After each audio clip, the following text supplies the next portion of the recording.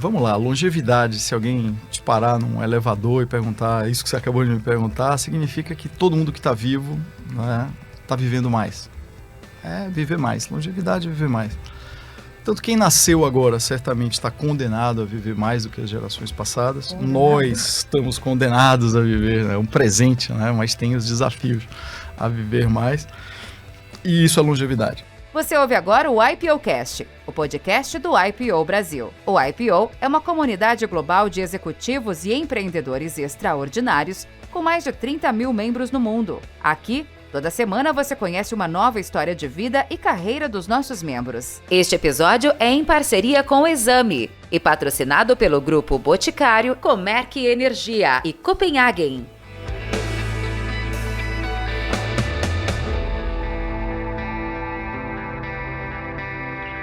O IPOcast, podcast do IPO Brasil. Hoje estou aqui com a nossa amiga Rossana. Prazer estar aqui com você, Rossana. Ô, Ventura, sempre ótimo estar aqui, mais uma bela entrevista que nos espera pela frente hoje. Hoje nós temos um querido amigo aqui, um partner, mas um partner de longa data, de longevidade, que é o Henrique Noia, né? Bem-vindo, Henrique. Bom estar aqui com você, querido. Poxa, antes de mais nada, obrigado pelo convite. Vocês são incríveis, são parte já da minha família estendida, vocês sabem disso. Além de outros queridos do IPO, para mim é uma honra estar me juntando aí a todas as pessoas que vocês já tiveram a oportunidade de entrevistar.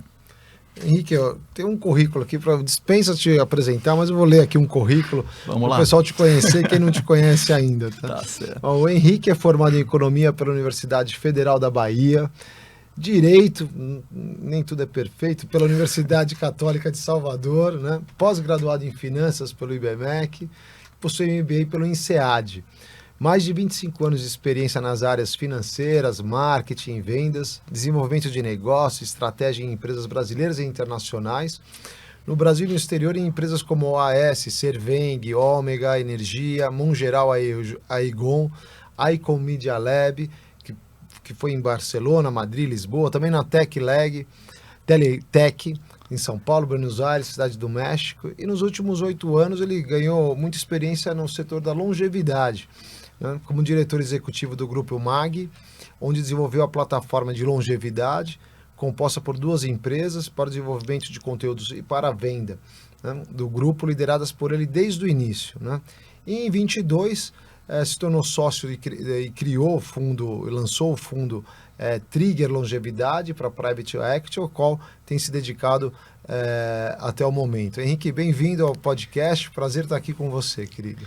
Obrigado. Parabéns pela visão, né? Porque há 8 anos já está trabalhando com longevidade, que é uma coisa que se tornou mais moda no último ano, 2 anos, né? Pós-pandemia, então excelente já ter começado com essa visão, né?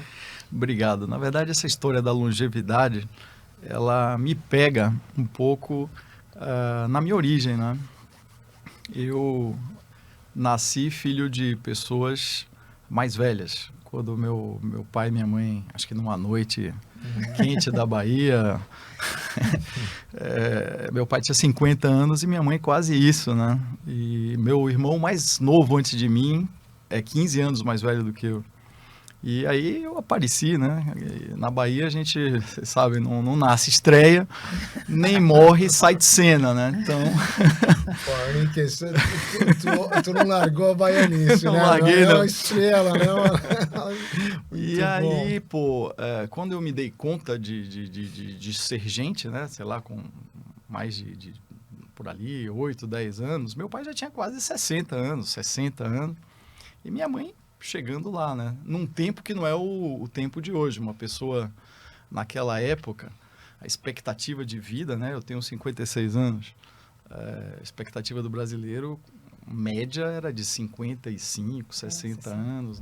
Hoje a gente está em 77, para você ter uma ideia. A expectativa de vida ao nascer.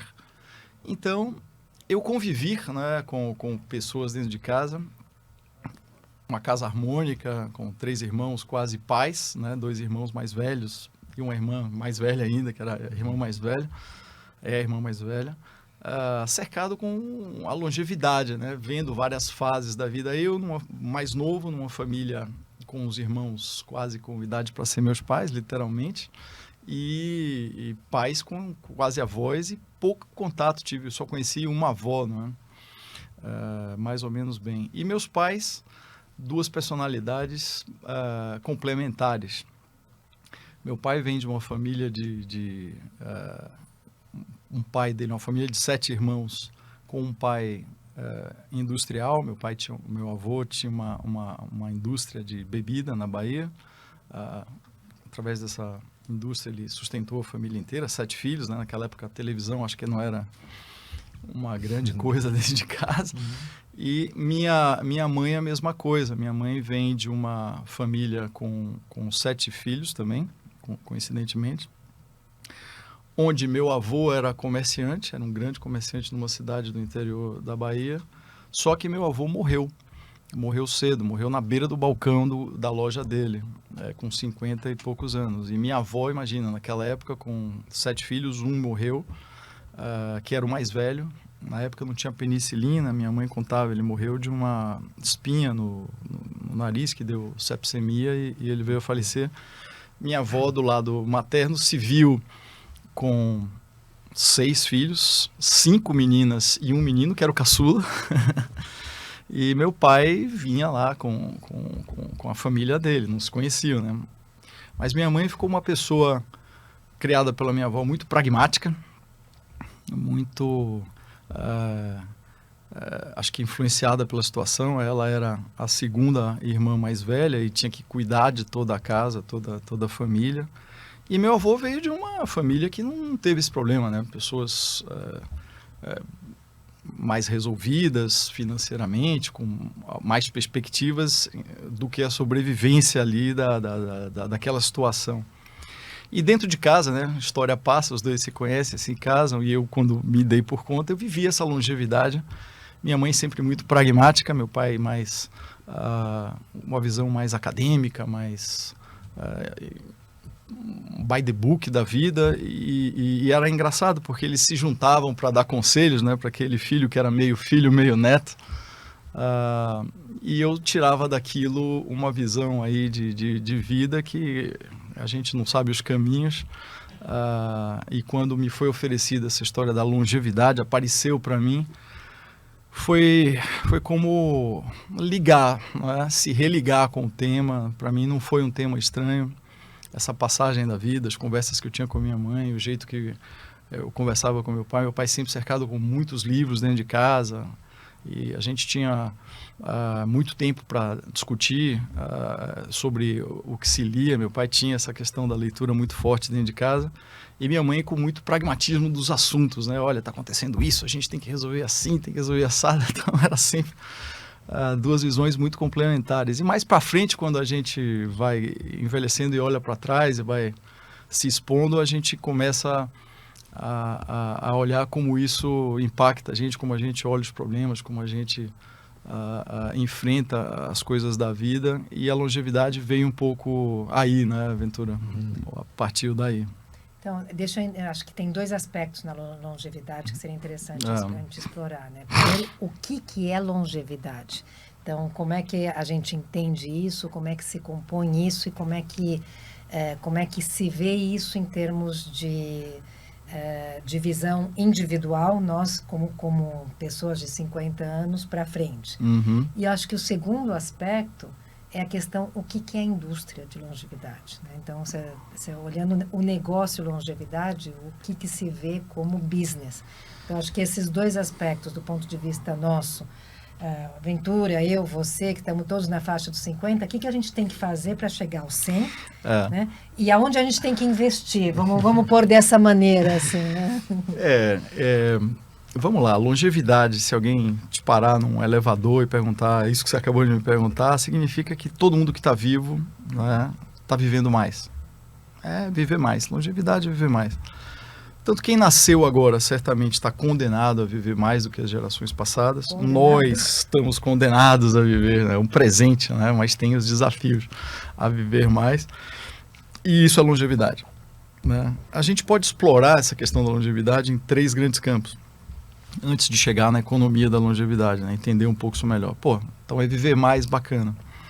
Mas o viver mais, ele tem a questão da idade, você prolongar a vida, não é? Quem está vivo, né? a quantidade de anos para frente, e tem toda uma indústria preocupada com isso, genética, biogenética, novos comprimidos, novas formas de alterar quem já está vivo física. E às vezes, e já acontecendo, de alterar até quem não nasceu ainda, né? Você, antes de nascer, já consegue modificar algumas coisas do código genético e você já nasce aí à prova de um monte de coisa. Certamente você já não vai morrer de um monte de coisa natural, né?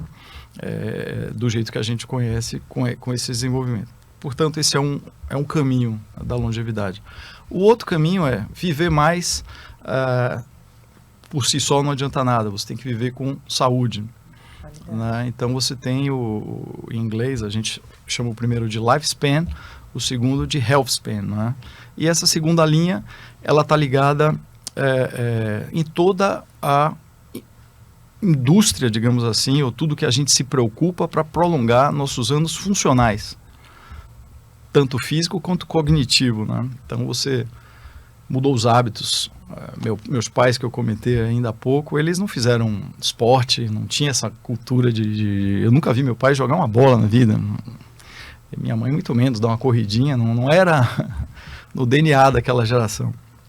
Hoje você acorda de manhã, se você não faz uma ginástica, não faz um mindfulness, ou faz qualquer coisa, ou toma uma vitamina C, ou tudo isso, você acha que está faltando alguma coisa no seu dia a dia. A gente já está educado para isso. E essa nova geração, mais ainda, né? Já começa a prática do esporte, tudo isso que está ligado com saúde, para você prolongar a questão física e também a parte mental, né? Muito mais preocupação com o desenvolvimento mental, combate à depressão, se entende melhor a questão de ansiedade, tudo aquilo que influi e que pode acabar te contaminando para você manter aí sua cognição ativa. Portanto, tem outra vertente da longevidade. E tem uma terceira que é viver é ótimo, viver mais sensacional, mas custa caro, né? Viver já custa dinheiro e viver mais, muito dinheiro. E aí a gente entra num terceiro ângulo que é ninguém estava preparado, somente nas gerações passadas, para viver tanto. Os planos de aposentadoria, as reservas financeiras, como é que você faz para financiar essa longevidade, né? E aí você tem vários desafios. Para quem já está lá e não tinha reservas financeiras, mas podiam ter imóveis, como é que você organiza aqueles ativos para aquelas pessoas viverem com aquilo? Você tem o que se chama também de geração sanduíche, que é aqueles filhos que têm pais e às vezes até avós que dependem dele, e ele ainda tem filhos, não é? Que dependem dele. Se aquele elemento sai de cena, toda uma cadeia familiar vai por terra, né? Porque ele é o provedor daquele negócio todo. Então são desafios do viver mais, né? Então essa longevidade, esse ganho que a gente teve tem que ser comemorado, né? Hoje todo mundo bebe água florada, dorme numa cama sem achar que vem um leão lá te engolir. Quer dizer, mudou tudo e os vetores são todos positivos para a gente continuar vivendo mais. Então isso aí é a longevidade. Entendido isso, a gente entra na questão da entendi o que é longevidade, qual o mercado que tem para isso, né? E como é que a gente faz para entender isso e identificar as oportunidades disso. E aí, na definição da longevidade, primeiro a gente tem que quebrar alguns parâmetros, né? Um deles é a questão demográfica e esses atributos da demografia. Então, a gente sabe que uma pessoa de 30, você falou dos 50 que a gente está, é diferente do cara dos 60, que é diferente dos 70, que é diferente do 80. Cada um pode ter um conjunto de atributos diferente do outro, mas algumas coisas são mais marcadas e outras coisas são transacionais ali, digamos, entre uma coisa e outra. E aí a gente entra num segundo ponto, né, que é a questão das fases. Né? Eu posso ter 30 anos e estar muito preocupado com coisas como encontrar uma parceira para a vida, ou me desenvolver profissionalmente, ou ter os primeiros desafios. De 30 a 50 eu estar em outra fase e ter ali vontade de morar fora, vontade de abrir um negócio. Já tive alguns acertos, alguns erros, meu filho está se preparando para ir para uma faculdade. Você avança mais um pouquinho, você montou a sua primeira empresa, você ganhou um primeiro grande dinheiro, comprou uma casa de campo, você já começa a se preocupar mais com seus pais, quem vai cuidar, quem não vai cuidar. Você avança um pouco mais, você já quer deixar algum legado. E essas coisas podem acontecer em qualquer estágio desse. Então, não necessariamente você ter 30 anos, você tem um perfil muito definido. Você tem que entender o que está acontecendo ali, quais são as alavancas que aquelas pessoas estão dentro da longevidade.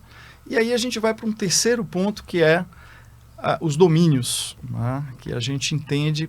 Entendi. Então, você falou de várias necessidades por grupos, as idades são diferentes, pode estar melhor, pode estar pior. Quais são as oportunidades que existem dentro dessas coisas, né? E a gente começa a entrar aí no fechamento do conceito de mercado da longevidade, onde a gente pode estar olhando, por exemplo, segurança financeira. Aonde a gente deve se preparar para ter segurança financeira, sabendo que vai viver mais. Como pensar em segurança financeira quando você tem 20, 30, 40, 50, 10 anos? Como pensar em sustentabilidade? Não é? Todos esses temas eles passam e você começa a ver mercados que acontecem, mercado de cuidadores, mercado da beleza, mercado da ginástica. Essa semana acho que saiu uma rede aí do Sul que está crescendo justamente fazendo sociais, né? Atividades sociais, relacionamento é muito importante. Promovendo serviços para determinado grupo de 50 e poucos anos e crescendo paca, já expandindo para o Brasil inteiro, e a gente vê muito isso. E aí a gente fecha isso e começa a olhar esses mercados, né? Que mercados estão se desenvolvendo, dado esses cenários, dadas essas matrizes, quando a gente cruza. E isso é o que a gente faz lá no nosso fundo, né? Criar uma metodologia de olhar esses mercados, olhar como esses empreendedores estão focando no desenvolvimento de produto, olhar as demandas que vão vir, as existências que vão acontecer, essas curvas todas, e poder estar naqueles mercados que a gente acredita que já estão suficientemente maduros e provocam essa transformação e vão crescer, e separar aquelas coisas que parecem estar ali, mas que não necessariamente lidam direito ainda com o tema da longevidade, apesar de estarem aí surfando de alguma forma ali, de forma tangente, com a economia da longevidade. Essa economia toda no Brasil, que a gente chama de economia da longevidade, né, olhando esses mercados, esses comportamentos, os gastos dessas pessoas, ela já está em mais ou menos quase 2 trilhões aqui no Brasil. E no mundo, se fosse olhar como mercado, já é o terceiro maior mercado do mundo. Você tem Estados Unidos, China, e entra para o mercado da economia da longevidade, porque você já tem países onde essas curvas dessas populações já estão mais ativas. E vamos lembrar que quem tem mais de 50 anos, ou um pouco mais de idade, é quem tem mais dinheiro do que as idades anteriores. E só para finalizar esse ponto aqui, se você pegar os boomers, que é a geração anterior à nossa, né? A gente é a geração X, eles vão ficar órfãos, vão entrar 70 trilhões de dólares aí circulado que esses caras vão herdar para ir para frente, né? É muito dinheiro na mão de gente mais nova que herdaram, não produziram muita coisa.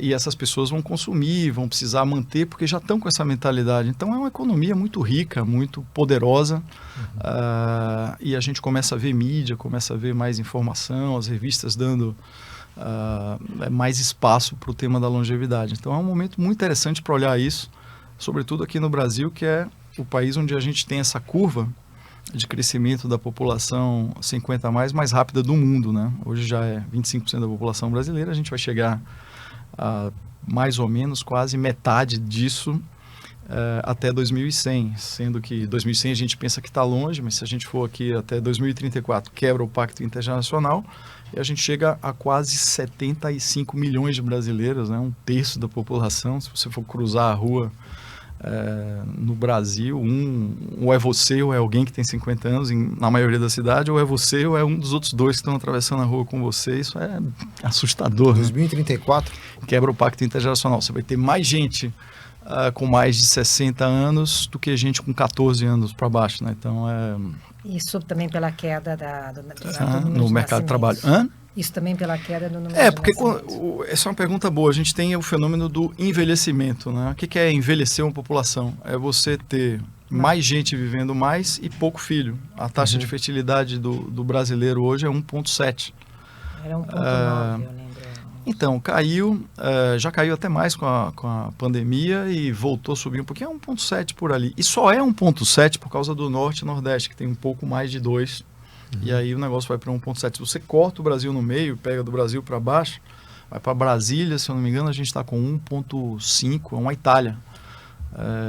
E taxa de fertilidade é o seguinte, para repor o estoque de brasileiros, você tem que ter 2, né? 2,1, porque tem a mortalidade infantil, 2,1, 2,2. Então ela vai lá 2,1, 2,2, bacana, você repôs o estoque de brasileiro. Menos de 2, você está acabando com o estoque de brasileirinho. Eu ajudei, eu dei 3. É isso aí, você tá. Eu tô ali, acabei com 2. Mas é isso. Não, aí cresce os pets, né? Exatamente. O Marley, crescer, né? O Marley. Deixa os pets já, daqui a pouco tem mais pet no Brasil do que... a gente recebeu aqui o Roberto, e ele estava falando um pouquinho, né, do mentalismo, o Roberto Clabin. E aí, quantos pets tem no Brasil? Foram 165 milhões de pets, ou seja, daqui a pouco vai passar o rebanho bovino, foram em 198 milhões, né? Já está quase igual 1 para 1 aí brasileiro, né?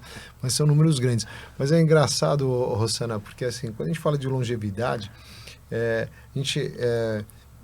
inexoravelmente a gente fala de anti-aging, né? A gente fala assim, pô, eu não quero envelhecer, né? Envelhecer, a gente, no senso comum, lembra o quê, né? Estética, visão, né? O cabelo branco, né? Então, né?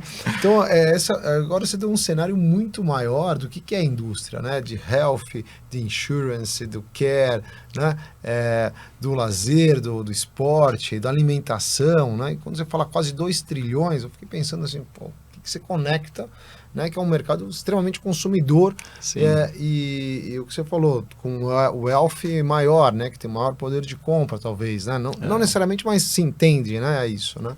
Agora, falando um pouquinho, quebrando isso, Henrique, se a gente pode entrar em segmentos, né, talvez, vamos falar mais demandante aqui para os IPOers aqui da nossa cidade, o anti-aging, né, então você fala lá, vou no nutrólogo, vou no geriatra. Tem amigos que vão no geriatra com 35 anos. Eu comecei um pouco tarde, errado, né? Ia só no nutrólogo, né? Eu nem fui. Né? Então, aí você é jovem, né? Você está com uns 27, 28, né? Você não fala... Né? Então, ali... Mas fala um pouquinho disso, né? Qual é a mentalidade, as indústrias aí fazendo na vertical, né? Falando com alguns mais velhos ainda, os the olders que eu falo, pô, quero trazer as clínicas da Suíça, da Alemanha, dos tratamentos anti-aging, né? Eu tenho um vizinho na Laje minha que tem 94 anos. Ele dirige, fundador de Alphaville, a mão dura. Eu tenho certeza que o senhor vai em umas clínicas na Suíça ou na Inglaterra. Tá? Não conto o meu segredo, eu estou bem lúcido, dirigindo o carrinho dele e tal. Né? Então, fala um pouquinho dessas verticais para nós. Vamos lá. Hoje, vamos dar um passo para trás e aí a gente chega lá. Né? O que está acontecendo nesse mundo da longevidade estendida do ponto de vista da busca através da ciência, da medicina. E a gente vê um monte de coisa. Eu nunca vi tanto livro sair, né? Tem mindfulness, como você deve encarar as relações, e é um caminho. Outlive, né? Outliving, então, tem aquele strength... strength to strength, que é esse da felicidade, Otto Brooks. Exatamente, do Otto Brooks. Até as mulheres pega uma coisa que é para vida valer a pena, uma coisa vida valer a pena. Então tá todo mundo trazendo estudo soma, são visões, são ângulos, né? E a gente tem que olhar a coisa com um ângulo bem amplo ali para ver o que tudo isso soma, né? Vou te falar especificamente como essas coisas da saúde, as descobertas da saúde, às vezes influenciam a busca e até influenciam outras indústrias, né? Hoje você tem a genética e a biogenética. A genética é aquilo que você herda. Pô, você vai lá, já está codificado lá o DNA, você sabe que você tem geneticamente tais e tais origens e tais predisposições genéticas a algum tipo de enfermidade. Porra, isso já é muito bacana, porque você já consegue saber com muita antecedência que você tem predisposição para alguma coisa e que você já começa a evitar certas coisas, né? Hoje em dia, qualquer exame de sangue também, olha, você está com colesterol, você trata, você deixa de comer, você muda os hábitos, você está com resistência aeróbica, quando você faz um teste de... Você já consegue, com muita coisa fora a genética, dar um diagnóstico e você se cuidar. E tem a biogenética. Biogenética, você faz um exame de fezes, desculpa a palavra aí, mas é o que é. E aquilo é o que você fez com o teu corpo. Através desse exame hoje, você sabe o que você comeu, você sabe como é que você... Aquilo te dá uma quantidade de informações enormes do que você fez. Você pegou a genética, entendeu, e a gente vai chegar em 2 conceitos bacanas disso aí daqui a pouco. E você tem a biogenética. Você soma hoje um diagnóstico do que você herdou e aquilo que você vem fazendo com o seu corpo, e esses exames de fezes, principalmente, vai dando já muita informação. Hoje em dia você é capaz de dizer, olha, geneticamente você tem isso, biogeneticamente você fez aquilo, você cruza, e já em muitos lugares do mundo, tem até uma empresa que a gente olhou, é capaz de dizer para você, olha, você vai viver 98 anos, 7 meses, 5 dias, 3 horas, e você tem 85,7% de chance de morrer de câncer do intestino. Porra, o que isso muda na sua vida, né? E você fala com sua esposa e ela faz a mesma coisa, e no caso dela diz assim, olha, tua esposa vai viver 95 anos e vai morrer do coração. Veja que são 2 diagnósticos diferentes, né? E ele tem tudo a ver com a longevidade, porque na longevidade tem 2 conceitos, e isso aí eu acho que um é a gente fazer a prevenção e o outro a adaptação, né? E prevenção e adaptação. Você quer ter longevidade? Vamos olhar prevenção e adaptação. O que você pode prevenir, e hoje já é bem sabido, e o que você tem que se adaptar. Por exemplo, você começa a ter vista cansada. O que você faz? Você vai lá e compra um óculos, vai no oculista. Você se adaptou a uma perda de funcionalidade que é a tua vista. Você se adaptou. Pô, você podia ter prevenido, podia até estender um pouco mais, mas em algum momento sua vista cansa. É uma curva ali, né? Então, o que eu falaria para nossos colegas aqui do IPO é, olhem esses 2 conceitos, procurem a parte científica, procurem a parte mental, toda a parte de comportamento, e coloquem esses 2 conceitos. O que eu posso prevenir? Pô, eu posso comer melhor, eu posso evitar isso, posso fazer aquilo, posso ter uma vida saudável, eu posso dormir direito. Hoje em dia tem um monte de coisa que você pode prevenir.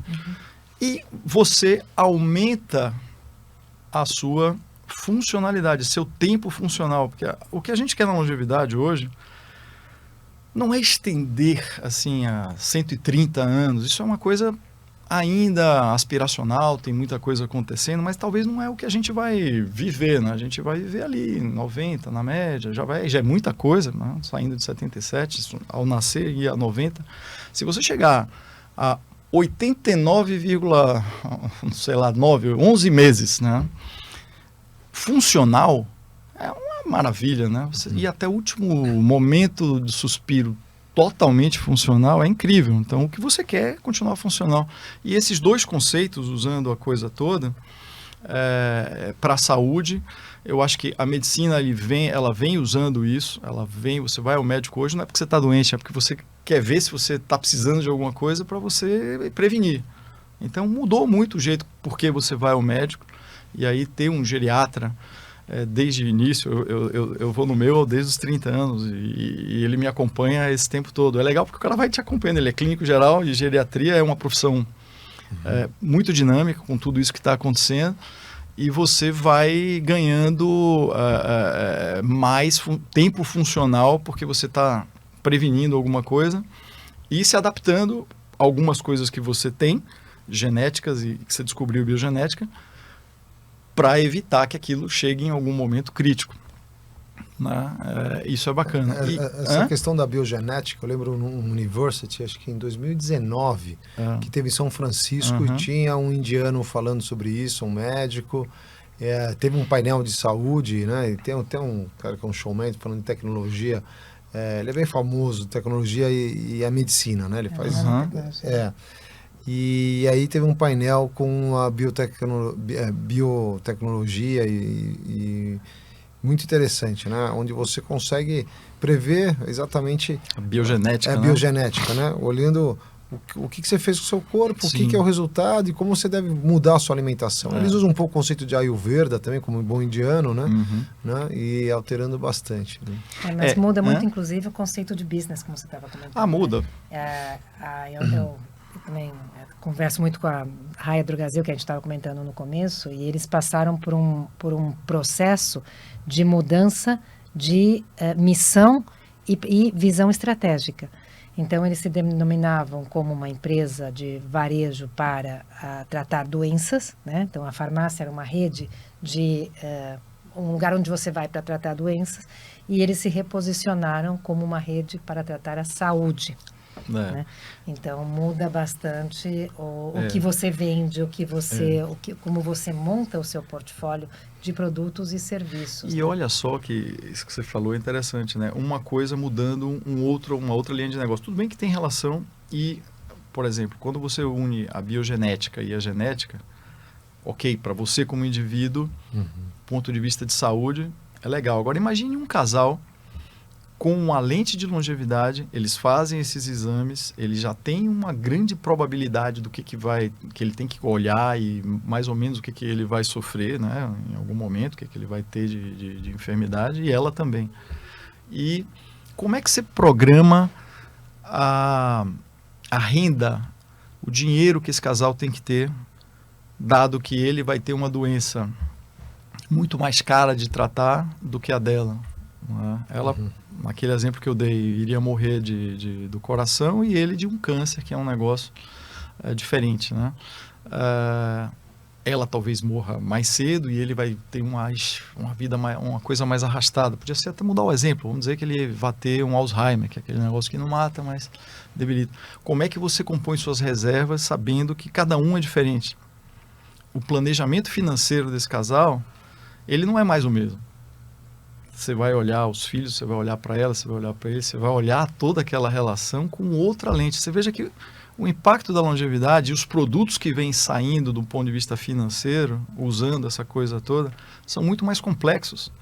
Porque você sai de tábuas atuariais, você sai de estimativas menos fundamentadas assim do ponto de vista pessoal, né? Você sai de médias para coisas muito mais individualizadas, para realidades de produtos e serviços que a gente está começando a descobrir. Né? Essa era a minha pergunta. O mercado está pronto? O que está acontecendo hoje? Porque assim, acho que é muito mais conceito do que realidade. Sim, tem muita coisa. Sabe aquele momento, tipping point, que a gente... As coisas já foram menos. Veja, eu estou olhando esse negócio de longevidade há 10 anos, né? 8 como executivo da MAG, desenvolvendo conteúdo, desenvolvendo produto e serviço dentro do universo de seguro e previdência, para um fundo que a gente olha vários verticais, né? E o que já é realidade, né? Que você olha e vê acontecer. Por exemplo, indústria da menopausa. Né? Você sabe que a menopausa é uma função também da longevidade. A população, todo dia, tem milhares e milhares de mulheres que ou entram ali na menopausa ou estão ali naquele período anterior à menopausa. E a gente vai estudar a menopausa, são 34 tipos de sintomas mapeados. Se você for olhar cada um deles, são ultra complexos, ultra tem demanda, ultra tem mercado, e quem que está olhando isso de uma forma com a ótica certa, tanto do ponto de vista de produção de conteúdo, de soluções, as farmácias, o mercado todo podia estar preparado para dar um auxílio para essas mulheres. É um mercado riquíssimo, global. Você vê algumas coisas acontecendo mais estruturadas, a gente vendo lá fora, aqui ninguém fala disso. Não, e mesmo a gente, mulher, eu que estou entrando, começando esse ano, você não sabe como lidar. Descobri ontem que eu não estou dormindo, mas descobri que isso é um dos sintomas. Os calores, a reposição hormonal. Tem um monte de coisas. Outro exemplo, e é função de trabalho, outra indústria. Eu vou sair das óbvias, tá? Podemos até falar da indústria de suplementos, que já é uma realidade. Tem umas que já deram muito certo, outras que estão começando agora com algumas outras visões mais focadas. Você tem a indústria toda de fitness que está crescendo, cresce. Living, né? A de moradias. Tem coisas que estão ali. Tem outras que você não sabe que é por causa da longevidade. Por exemplo, toda a parte de fertilização in vitro. Por que a fertilização in vitro cresce? Porque as mulheres estão demorando de ter filho. Elas estão querendo ter filho com mais idade, passando mais tempo na profissão. Como sua mãe, né? Minha mãe é uma pioneira. E aí, é um mercado que cresce. Como é que está sendo feito isso? E você vê várias indústrias. Por exemplo, educação. Esse é um tema interessante. Você tem na educação a educação do jovem e você tem a educação do adulto. A do jovem é a... acadêmica normal, né? Que vai que a gente está acostumado, né? Das pessoas mais velhas é a andragogia, né? Você tem a pedagogia jovem, que é um jeito de ensinar, e você tem a andragogia, que é ensinar adultos. Veja só, há um tema na longevidade que é, se está tendo menos jovem no mercado, em algum momento você vai ter menos jovem entrando no mercado de trabalho, e como viver custa caro, essas pessoas que estão no mercado de trabalho vão ter que continuar trabalhando, não vão imaginar que vão viver daquela aposentadoria, né? Que vão ter aí outras reformas da Previdência, porque o cobertor fica curto. Esse sistema que você entra um monte de jovem, vai enchendo o copinho, vai saindo, e aqueles que vão saindo se aposentam, isso não funciona já há algum tempo. Como é que a gente faz para requalificar esse adulto, né? E aí a gente entra em várias discussões que são riquíssimas também. Qual é o melhor e quem que vai educar as pessoas? Por exemplo, você ensinar qualquer coisa para uma pessoa com mais de 50 anos, existe um processo que você pode se aproveitar mais de algumas já, vamos dizer assim, ciências que estão, a neurociência já está bem desenvolvida nesse campo, o mapeamento do cérebro, como que você percebe as coisas, e você vai ensinar Excel para esse cara, ele tem que se requalificar e você tem que ensinar uma competência, né?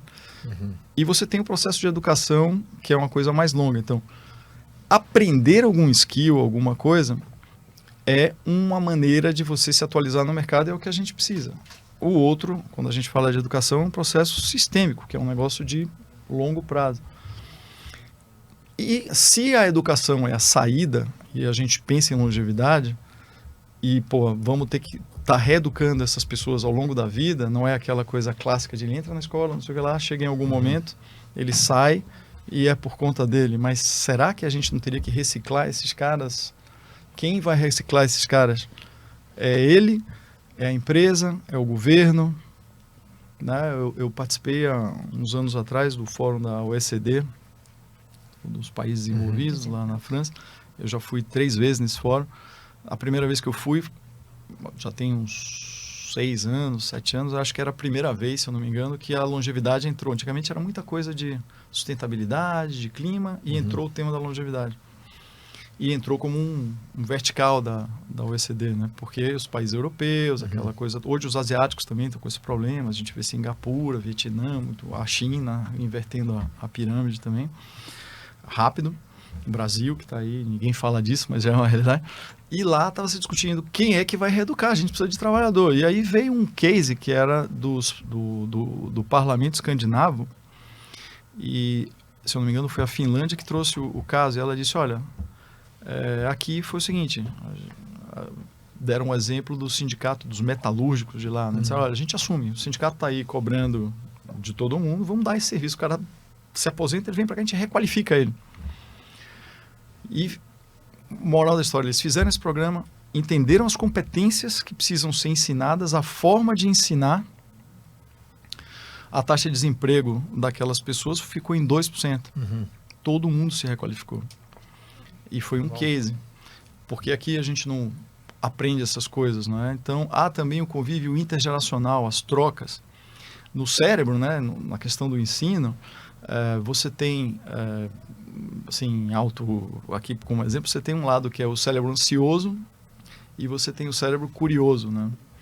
Você tem o cérebro, e o cérebro faz parte do corpo. Ele pode estar no estado ansioso ou no estado curioso, mas o cérebro, como o cérebro, ele quer te autopreservar, ele foi preparado para te preparar para sobreviver, não é? Então, você vê um leão, você sabe se esconder e tal, é o cérebro ansioso, e você encontra com as pessoas mais velhas um estado dominante. Então, tem pessoas que são mais curiosas, e quando ela é curiosa, ela está mais propensa a aprender.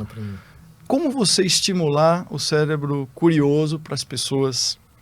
Porque, diferente dos jovens, tem a questão da experiência, né? E a experiência, ela traz possibilidade de metáforas, porque você tem bagagem, você consegue comparar. E em aprendizagem, só fechar esse assunto que é muito longo e é apaixonante, você tem algumas coisas que é quando você quer aprender o quê, e algumas coisas quando você quer aprender o como, não é? Quando você quer aprender o quê, que é alguma coisa, você precisa de memória, referência a alguma coisa, né? Quando você está jovem na escola, você ensinar o que é água, o que é líquido, o que é gasoso, o que você tem repertório. O adulto, ele tem aquilo, mas tem que aprender o como, ou até a criança. Então, como andar de bicicleta? Você não precisa de uma memória ninguém, você nunca andou de bicicleta, você não tem memória de nada. Tipo, você nunca viu uma bicicleta, sabe? Não é aquilo. E de repente você tem que aprender a andar de bicicleta. Ou você tem que aprender um skill no computador, você nunca viu um computador. Como se ensina essa pessoa a aprender, não é? Então, tem toda uma oportunidade de mercado na educação para ensinar o adulto.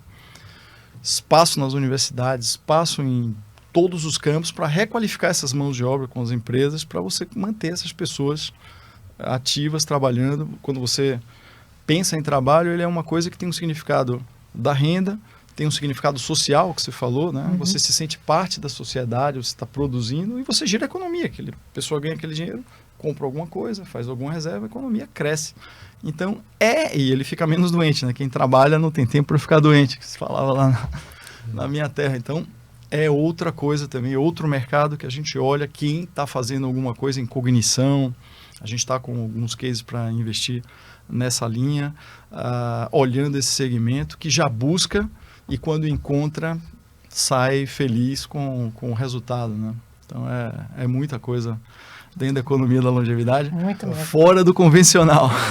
Não, e eu pensando aqui, anti-aging, prolongar, tem um mundo de economia. Tem um mundo de coisa. Tem isso tudo também, tá, Ventura? Tem isso tudo e cresce, tá? Então você vê todo esse mercado de anti-aging, de pele, vitaminas complexos, suplementos, eu trabalhei tudo isso. 15 anos. Ozônio, tudo isso. Eu trabalhei 15 anos tem em mercados direta, e mercados. Né? E na indústria de beleza. Quando eu comecei a trabalhar na Avon, foi o ano de 2004. Eu lembro que a penetração de creme facial, eu não estou falando anti-aging, estou falando creme facial no Brasil, era 8%. Eu gostaria de ver esse número hoje, mas eu tendo a acreditar, e acho que eu vi recentemente, que é acima de 30% hoje em dia. Você quer ver um exemplo de cosmético que eu acho bacana? Eu não sei se existe ainda, mas eu acho que era a Natura, ou uma dessas aí, lançou uma linha de cremes. E ela entendeu o conceito da longevidade. O mesmo nome de creme, se eu não me engano, foram eles, se você tinha de 30 a 40 anos. Todas têm. Depois, o mesmo nome de creme de 40... Mudava a cor, né? Você tinha um para 60, 70, e mudava porque a pele mudou, e você acompanhava com a marca... Quanto mais velha a pele, isso. mais você precisa de aumentar a hidratação, porque a pele tende a secar, né? Nossa pele ainda é oleosa, tudo. Mas a pele... E a mesma marca, né? Então o que você faz é trabalhar mais o anti-aging, né? Que é como a parte de rugas e flacidez, e principalmente hidratação. Eu lembro minha avó tinha uma pele impressionante. O que é que ela passou a vida inteira foi aqueles cremes pesados, né? Tipo Nivea, etc., mas focado em hidratação que alimentava a pele. Nivea era o que existia, né? Era o que tinha, né? Pote azul, Pote né? azul. Hoje já tem uma variedade enorme. E Henrique, falando um pouco ainda dessa indústria, o Brasil está onde nisso aí? Assim, o health é bem avançado, cosmético, acho que ele tem aí uma liderança grande também, né? Distribuição, você comentou de farmácia, uma das missões é acompanhar a sua saúde ao longo da vida, né? Desde que você nasce, ser o seu parceiro ao longo da vida, né? E em todos os aspectos, né? Da saúde pessoal, né? Onde que o Brasil está e como é que você situa isso no Brasil? Olha, de novo, depende da indústria. Se você pega a educação, a gente está muito ruim, longe de chegar em alguma coisa bacana. E aí você tem que olhar o copo meio cheio e meio vazio, né? Pô, tem oportunidade, eu quero ser o early adopter, como é que eu vou encarar esse mercado, como é que eu vou educar, quanto vai me custar atrair um cliente, um CAC para um negócio dele, que modelo vai ser, tem 1000 dúvidas de como é que você entrega, né? Se falando de distribuição. Tem outras coisas que já estão bem avançadas, por exemplo, a indústria de suplemento e vitaminas no Brasil. Você hoje tem uma variedade absurda, são indústrias que pegam o jovem, então ele começa a usar um suplemento para ficar forte, aquela coisa toda de whey e creatina, basicamente, né? Vai para academia, começa a tomar aquilo. Certamente ele vai ficar com aquilo até o fim da vida dele, porque ele vai passando daquilo, e algumas indústrias já estão entendendo que tem a creatina assim, joga lá, papapá, ele vai acompanhar aquilo até o final, porque se convencionou que a musculação, e é verdade, ela é importante para você manter o tônus, manter o equilíbrio, manter o eixo, aquela história toda, né? Você quer funcionalidade, e realmente você ter... A ossatura, inclusive. Exatamente. Então é outra indústria que está bem desenvolvida. O brasileiro, ele é vaidoso, então ele vai para academia, ele malha, ele está ali, isso não vai acabar nunca, e você vai ver muita evolução, muita coisa nisso aí. Uma indústria que cresce tanto de suplemento quanto também de fitness. Educação, falei que não está legal. A parte toda de produtos financeiros para estender a longevidade, a gente está longe ainda de ter alguma coisa. Por exemplo, você vai para a Europa, você vai para os Estados Unidos, você já tem a hipoteca reversa, um mercado já maduro, que funciona, que são maneiras de você financiar a tua longevidade. Você come a casa, né? O que é uma hipoteca reversa? Você tem uma casa, você vende a casa e recebe, continua morando na casa e recebe dinheiro morando na casa para se sustentar. Você não mudou o teu padrão de vida, você está dentro da tua casa, você ainda está recebendo por isso. Quando você morrer, aquela casa passa 30 anos pagando a casa e 30 anos vendendo a casa. Exatamente, exatamente isso. Mas você tem um fluxo, você tem uma renda. E aqui no Brasil ainda não tem nem a legislação da hipoteca reversa. É muito incipiente. O home equity aqui ainda é incipiente. Aqui não tem. Não é nem o que você está falando de hipoteca reversa. Hipoteca reversa, sim. O home equity aqui, que eles estão ainda é um empréstimo com garantia da casa. Ainda é o early stage disso. O early stage é outro mercado. E no Brasil, quem tem mais, as casas todas, né? 70% dos donos de casa tem mais de 50 anos. Ou seja, como é que você vai evitar de criar o mercado de hipoteca reversa, sabendo que isso é uma coisa importantíssima para essa população, que certamente vai ter que usar a casa para viver, né? Com a mesma qualidade de vida. Então, um mercado importantíssimo, de financiamento da longevidade, totalmente ainda incipiente no Brasil. Já há alguma busca dentro do Banco Central para criar uma regulamentação, a gente acompanha isso ali, vem acompanhando de perto, já algumas startups que já foram e bateram porque viram que não ia dar certo, a gente olha muito esse negócio todo, mas está aí, tá? Vai chegar, alguém vai sair na frente, alguém vai fazer acontecer e vai chegar, pode ter certeza que precisa, né? Você tem esse que eu te falei da saúde da mulher, olhando, né, o climatério e a menopausa. Duas indústrias incríveis, totalmente aí ainda sem ninguém olhar, nem ninguém. A cadeia inteira ainda não acordou para isso. Lá fora você já tem coisas acontecendo fortes. Portanto, a gente está numa velocidade muito grande de envelhecimento, lembra? Vivendo mais e tendo pouco filho. Um mercado que cresce em coisas que a gente já vê o impacto da longevidade, nesses que eu falei, e outros. E você vê ainda muita ignorância, do ponto de vista de não saber, né? Falta de conhecimento do fato da mudança demográfica, e de associar essa mudança demográfica com esses mercados. E muita gente já está crescendo dentro desses mercados por causa da longevidade, em questão de farmácias, inclusive, né? Muitos idosos vão passear na farmácia, ver as novidades, vai lá, bate papo com ela, não é? É um negócio. Antes era supermercado. Antes era supermercado, cara. A farmácia virou um grande ponto ali também, de você encontra a turma, e tal. Leva o cachorro, vai passear, passa na farmácia, sempre faz uma comprinha. Mudou. A gente tem que olhar toda a parte também de infraestrutura urbana, não é? Saiu uma matéria recente, eu não sei se foi no New York Times ou na Economist, sobre, acho que foi no New York Times, Singapura, as pessoas mais idosas entram nos metrôs e 15% dos usuários do sistema metroviário de lá para passear. Eles saem de manhã, para não ficar em casa, aí saem, dá a volta na linha inteira, para em algum lugar, fica passeando de metrô e volta para casa. O metrô sabe que ficar em casa naquela solidão é uma coisa horrível, começou a preparar toda uma estrutura para entender esse novo usuário deles, né? Não há uma função de chegar em lugar nenhum, é simplesmente sair de casa, dar uma volta e voltar, passar o dia inteiro parando e tudo e vendo gente dentro do metrô, assim, uma coisa nova, né? Tem aquela série, né, que é The Blue Zones na Netflix, é outra coisa que é também. bem interessante, em que eles falam as 5 zonas azuis onde tem maior longevidade do mundo e os 4 fatores que fazem com que essas sejam uma Blue Zones, né, que é nutrição, movimento, propósito e relações.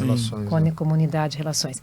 E aí, eles, no exemplo de Singapura, né, eles trazem muito como o governo tem atuado para criar esses lugares de movimento e comunidade. Né? Agora, imagina, eu não vou nem chegar nesse sonho, né, mas quer ver outra oportunidade de indústria? Que é alguém que diga assim, olha, vamos criar calçada uniforme, preparada para essa mudança demográfica.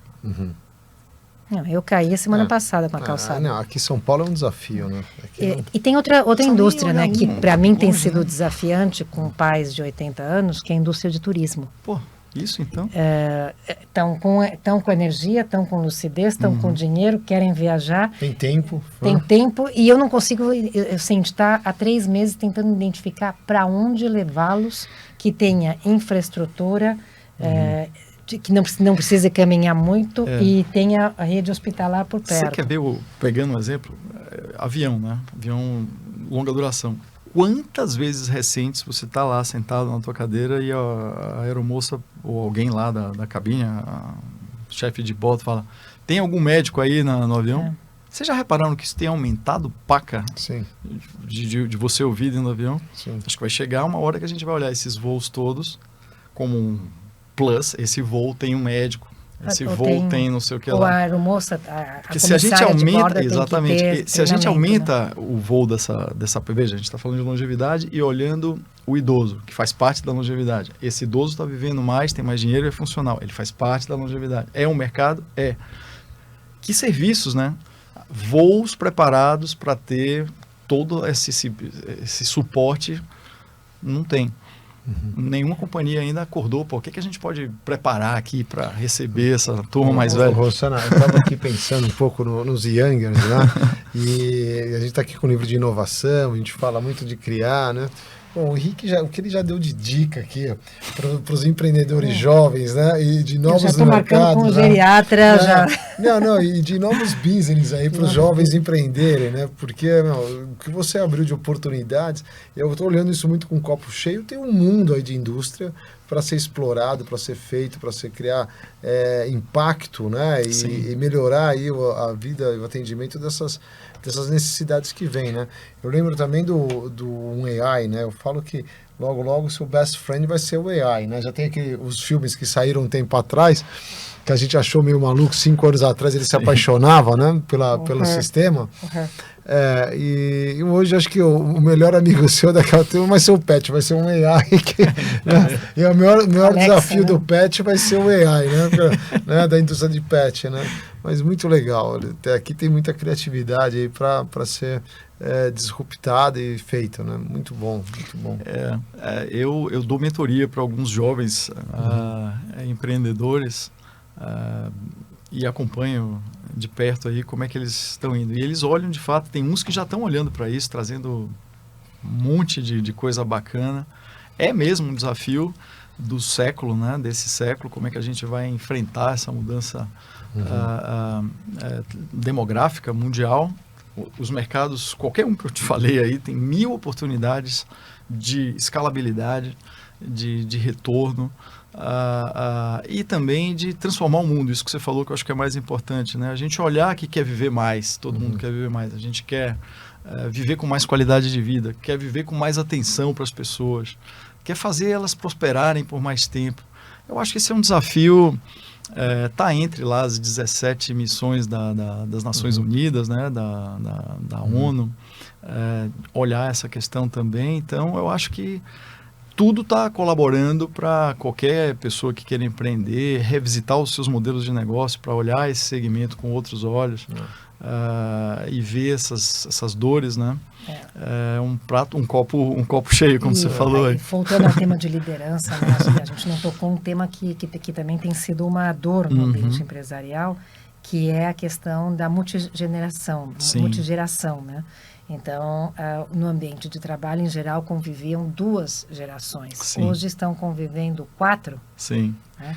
Verdade. Então, isso acho que para todos, tanto no ambiente de trabalho como líderes, eu tive até eu também mentoro uma pessoa e quando a gente falava de diversidade, ela falava assim, Sandra, para mim o mais difícil é como é que eu lidero um cara da minha equipe que tem 60 e outro que tem 20. O que eles buscam são coisas diferentes, o estilo deles são coisas diferentes, a forma de trabalhar é diferente, né? Acho que essa é uma questão que também, como liderança, que a gente tem que refletir. Eu não sei se você já pensou nisso. Muitas vezes, tem alguns exemplos, né? Eu me lembro que eu fui visitar uma empresa de assistência. E só um parênteses, minha primeira posição de gerente, eu assumi com 25 anos primeira gerente. E aí eu tinha debaixo de mim um cara de 50 que tinha sido diretor. Né? Então eu olhava para ele e falava assim, é a minha primeira posição de gerente e ele é subordinado meu. Então, obviamente que eu tratei-o como consultor, né? Mas tive que lidar com isso pro ego dele, né? E para o nosso bom convívio. Então eu revivi isso na pele. Tem assim... Tem 1000 exemplos disso, né? Eu vou falar alguns que... tem essa questão da empresa familiar nas sucessões. Aqui no IPO mesmo, a gente vê muito isso. Já conversei com algumas pessoas que estão passando exatamente por isso. A fase de transição de dono, né? Dono pai passando para o dono filho e é um tipo de problema. A gente vê isso bastante. Muito. E tem também essas questões dentro das dinâmicas da empresa. Vou te dar 2 exemplos. Um que eu vi de perto era uma empresa de call center. Call center já é um ambiente jovem. E essa empresa foi contratada para dar um auxílio para uma seguradora. Foi por isso que eu fui lá ver a coisa. Na hora do falecimento de um segurado. Aquela pessoa teve uma ideia, disse assim, o jovem não tem experiência empatia com a morte, assim, né?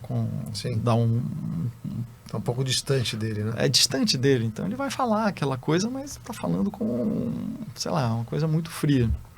Por que não criar uma célula com pessoas mais velhas que vão dar essa suporte para aquele segurado, o que não é o beneficiário, e ajudá-lo na parte do enterro, aquela coisa toda. Uma ideia bacana, né? Mas vamos lembrar que o mundo tem métricas e os gerentes das linhas de call center são jovens, eram pessoas da mesa que viraram gerentes de linha, às vezes, e o cara mais velho deve ter 30 anos.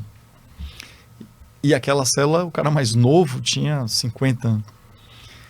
Você tem os SLAs do atendimento. Aquele cara pegava a ligação, dava um atendimento nota 10, mas custava caro para burro. E se o gerente de linha vinha reclamar com ele, ele sai daqui, menino, deixa eu terminar meu atendimento. Não respeitava em nada as regras. Fazia o que achava que tinha que fazer e a coisa foi. Moral da história, o negócio não deu certo, né? Financeiramente aquilo não funcionou. E aí a gente foi estudar o caso, né? Por que não funcionou, né? Aquele jovem não conseguia dar ordem pro novo, porque pro mais velho, e aquele mais velho não gostava de receber ordem de um mais novo. Portanto, às vezes não é só o mais novo que não tem a paciência com o jeito de lidar com uma pessoa mais velha, numa função de comando e controle, né, de liderança ali, mas às vezes aquele liderado mais velho também não sabe receber a ordem. Então, como é que você resolve essas coisas, não é? Você tem um conflito, como bem você colocou, né, Rosana? Talvez quando você era hierárquico, antes do século passado, né, 2000 para trás, né, hoje você é horizontal. Exato. E aí você tem velho, jovem, velho, né? E também na vertical. Um pouco na vertical, mas assim, pensando na empresa no horizontal, então o jovem velho é um problema. O velho jovem, ok, ele está transitando. Agora o velho já, ok, né? Então, assim, a gente é um paradigma também que a gente vai desmistificar essa jovem velho pela cronologia, muito o seu espírito, né? A gente tem aqui exemplos que a gente entrevistou e fala e convive entre nossos amigos extremamente ativos, com mobilidade, falando em viagens, falando a mente extremamente lúcida, né? Recente, 2 amigos meus falaram, um acho que aqui, o pai, o Ricardo, ele falou, o Diniz, o pai dele, de 94 anos, vai para o escritório, falou hoje para a gente aqui, dirigindo. O meu outro amigo, a mãe, 98, leu o Estadão todo dia. Eu falei, como assim ela leu o Estadão todo dia? 98, Ventura, melhor do que eu, né? Então, assim, a disposição... Silva, que estava aqui, faz apneia e desce 25 metros para caça submarina. Então, assim, você olha o espírito jovem, né? E a mobilidade, a funcionalidade está acompanhando, né? São as coisas que a gente está vivendo, né? Novamente. São os desafios desse momento nosso, né? E você falou uma coisa importante, essa questão da mudança dos estilos de gestão e esse choque geracional, eles têm que ser... Trabalhados, previstos também. Previstos, trabalhados, se você quer... Que são paradigmas que a gente nunca pensou, né? A gente pensa muito mais na cronologia. Sim. Talvez é igual o desafio exponencial, né? Que a gente tem a dificuldade de exponencializar, é entender que você tem uma pessoa de cabelo branco mais jovem do que... Quantos jovens você tem aí, mórbidos, sem energia... E pessoas com... Mas da parte de liderança, você tem muitos desafios aqui. Não é só o estilo, né, que vai por essa parte cognitiva que você está comentando, mas também a parte de definições, né? Então, hoje se fala muito de benefícios flexíveis, que eu acho que é outra indústria que se está falando muito, né? Então, assim, você, o que você prefere ter como benefícios? Talvez eu prefira ter um bom plano de saúde e um jovem prefere ter um short Friday, né? Sair a meio-dia. Então, se reinventar essa indústria também, né? Na verdade, hoje, na parte de liderança, quando você pensa num contexto multigeracional, a forma como você estrutura o negócio em termos de modelo de trabalho, em termos de modelo de remuneração, em termos de modelo de relacionamento, muda completamente. E isso hoje se começa a falar, ainda não está aprofundado. O que é valor para um não é o valor para o outro. Não, né? A valoração são diferentes. Por isso E quem está montando esses modelos, às vezes não está olhando essas necessidades novas, né? Por exemplo, em benefícios, licença avô. Licença. Pois é, licença avó. Já se pensa nisso. Não se pensa. Já imaginou? Licença avó. Nasceu a filha da sua filha. Você uma semana, 15 dias, está lá com tua filha, com teu neto. E sem sabor. São desafios para os tempos Desafios atuais e vindouros já, né? E isso também não é só geração, como é gênero, como como vai para todos os aspectos. Né? Esse Então, negócio é da diversidade, eu acho que ele está abrindo também para a questão da idade, né? etarismo. Do etarismo, que é um desafio, né? Que é o preconceito por idade no ambiente de trabalho. É isso bem em voga. E isso é muito interessante. Você vê bancos, por exemplo, né? Por que não tem um banco para quem tem mais de 50 anos dedicado com produtos, outras ideias aí, né? Sim. Se você pega os grandes bancões de varejo, e é dado, não vou dar os nomes aqui, mas a gente está aí toda hora com eles, mais de 50% dos correntistas tem mais de 50 anos. E quem tem dinheiro mesmo, dessa quebra aí, certamente, o que que uns tem... 50, 90, né? E o que tem de qualquer coisa para essa... Você entra num site, as letras são pequenininhas, não há nada preparado para aquele cara do ponto de vista de usabilidade. Comunicação, produto. Previdência, nada, né? Zero. Olha, outra oportunidade incrível. Vão anotando aí o Youngers, assistam esse evento aqui. Longevidade é para vocês, hein, Youngers? Mas falando um pouquinho, acho que de YPO também, né? Sim. O Henrique é um entusiasta, é um partner, né? É da esposa da nossa querida Violeta, né? E Ele acho é um que pioneiro no tratamento de partners também. Né? É o líder, né? Ele é o líder, porque, né? na Assim. verdade, o Henrique, o Gonçalo, meu marido Marcelo, eles montaram o primeiro fórum de partners, né? E criaram um primeiro ambiente em que começou a se falar, o que ajudou muito a nós, mulheres YPOers, né? A se também valorizar o partner que não seja dono de casa, né? A gente está chegando aqui no nosso tempo, Henrique, mas eu queria ouvir um pouquinho aí do YPO, você partner, o que é, como representa, e a gente trazer mais partners aqui. Pô, essa é a nossa luta. Olha, a IPO para mim foi com a Violeta, né? Que veio.